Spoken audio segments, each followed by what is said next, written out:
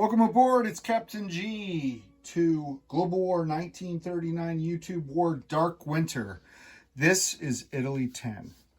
So a couple things to go over real quick. The Allies have lately, you've probably noticed, gained a little bit of ground in the game, making the odds of the Axis coming back and achieving victory less and less favorable to Captain G and Eggman. So rather than end the game and throw in the towel, what we wanted to do is take you through a few end-of-game scenarios so you can see some cool aspects of the game that are difficult to show at the start. They're conditional, and in fact, you can't show them at the start. So what we're going to do here is, for all extensive purposes, stop the game except for some key things that we really want to show you that we're excited about. In order to set that up, I'm going to do a little bit of housekeeping. So there is a rule in the game that the Bosphorus Straits here through Istanbul, the largest naval vessels that can go through are in fact destroyers. So, or actually maybe it's cruisers. But either way, battleships cannot, and so the coastal battleship could not. So we're going to put him back because he's not allowed to go in. And then for the purposes of this gameplay scenario, we're going to, and I'll do it, move these three transports from here to here. And the intent is to demonstrate what happens in a game to Italy if Rome falls. Because the historians out there will know that Italy switched sides late in the war, and Mussolini hid up in the mountains with the Germans, and then there were the Free Italians, if you will, my term, not the official term, who fought with the Allies. We're going to show you how that works, because that's built into this game. It's something very cool, but it's not something you show at the beginning of the game, because you kind of throw the game. So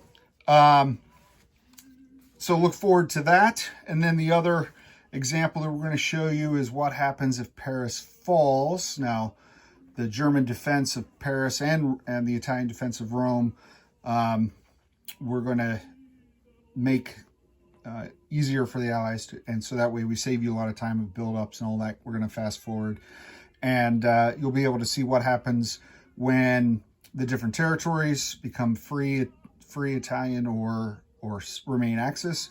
The same with the Vichy. Okay. So look forward to that in the next couple turns, and we will move quickly to get to that point, so that way you're able to see what we want to show you without wasting a lot of time. So I am going to build. I had 19 IPP. I keep messing up the Italian income, and I apologize. I know math is hard, so that's my only excuse, and it's a bad one. I'm intentionally buying naval units because they have a special rule associated with the scenario that we're talking about. So I'm buying a transport and a sub, and then 2 infantry, and that's all the money, no money left. We have one combat move only. We're basically, I'm going to show you on the map, but I'm also going to show you on the task force markers.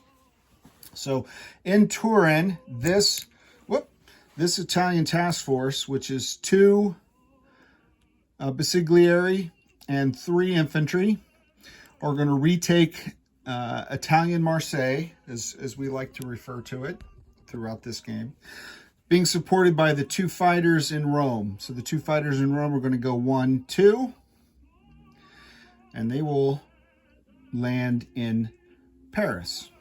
Additionally, from Rome, last time, remember, we bought the self-propelled artillery, so we want to put it into action and let you see how that works. So it's going to go 1, 2 as well, okay?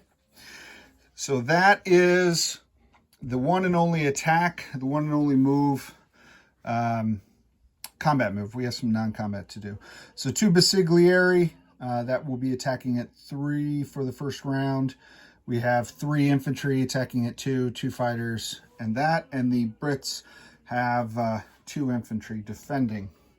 So back to the Afghan battle arena. We have 3 infantry at 2, we just said. We have 2 Basiglieri at 3. Now the self-propelled artillery shoots 2 at 2. So 2 at 2 is what he brings. And then we have the 2 fighters at 6s. All right. And I see there's a lack of white dice, so we're going to do this combat action quick and easy, spontaneous. We're going to have the 2 British 4s defending in a live fire exercise. So don't recommend this at home. And please have your parents' supervision before you roll both sides at the same time. Oh, there we go. All right. So a 2 and a 3, outstanding. The elite Italian Basiglieri. The really awful, terrible, no good, really bad Italian Air Force rolled 10s. And I'm going to credit this hit to the new, really cool self-propelled artillery. And then 1 hit for the defending infantry, okay? And so, as we go over here to Marseille, which has been returned to its proper Italian masters in accordance with Il Duce's command, we're going to take the British down 3. We're going to move Italy up 3.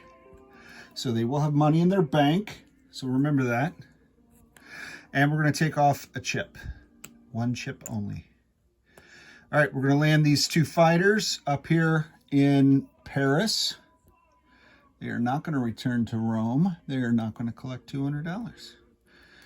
All right, and then we have the self-propelled artillery. So that's the Marseille task force. Okay, so we are also from Rome. I'm going to move 1 infantry down to Anzio. I'm going to move just, okay. Sorry, keep moving you back. All right, so this is the Rome card. Actually, I'll make it an airborne. I'm going to move 1 airborne down to Anzio. And I'm going to move everything except for the heavy artillery, because I like seeing them fight, north to Turin.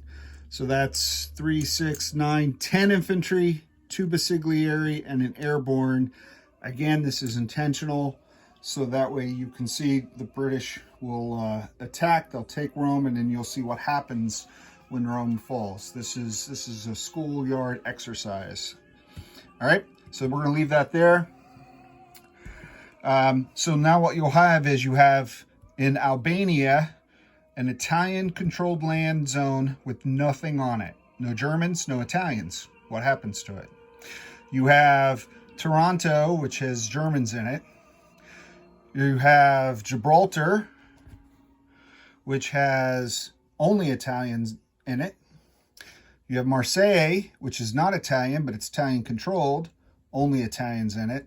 And then you have Turin, which has a mix of Germans and Italians. So you have a variety of cornucopia, if you will, of different scenarios for the land zones. So look forward to seeing how that is handled and how Hilltop unravels that mess. All right, we're going to produce the transport and the submarine in this sea zone, sea zone 39. And we're going to produce the 2 infantry in Turin. All right, again, just so you can see what happens. All right, and that's it with this turn. Let's collect income, and hopefully on the final Italian turn where I'm collecting income, I can get it correct. So we walked in with a base income of 19, not including this, not including that. It would be 22 with that. So I don't get to include that, so it's 19. And then I just took Marseille, so 3. Not 19, I said 19, it's 18. I lost Crimea. So 18 plus 3, so there's 21 IPP sitting in the bank in Rome. We'll see what happens to that. And with that, I will say the Germans will go next, but I will say it's been a pleasure playing with Triple Crown and Hilltop. A lot of fun. Love this game. Enjoyed playing it. Hope you enjoyed some of the new crazy things the Axis tried this turn. And I hope you've enjoyed the variety of different units and things that this game has to offer. Next up are the Germans. This is Captain G. Last time for the Italians. Probably. Over and out.